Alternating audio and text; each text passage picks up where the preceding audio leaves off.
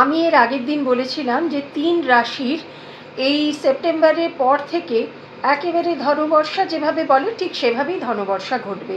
আজ বলবো 3টে রাশির। আপনারা যদি এই 3টে রাশির যে জাতক জাতিকা আছে, আপনারা যদি মনে করেন যে আপনারা সম্পত্তি, বাড়িঘরদোর, প্রপার্টি বা বাহন এমন কিছু কিনবেন বা এখানে ইনভেস্ট করবেন, তাহলে আমি বলবো এ ক্লাস টাইম। আপনারা 3জন রাশি, আমি বলে দিচ্ছি কোন কোন রাশি।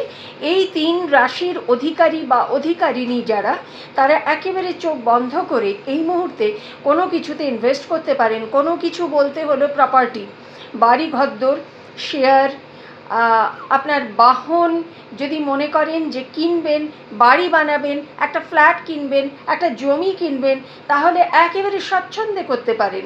3 রাশির মধ্যে হলো মেষ রাশি, বৃষ রাশি এবং বৃশ্চিক রাশি।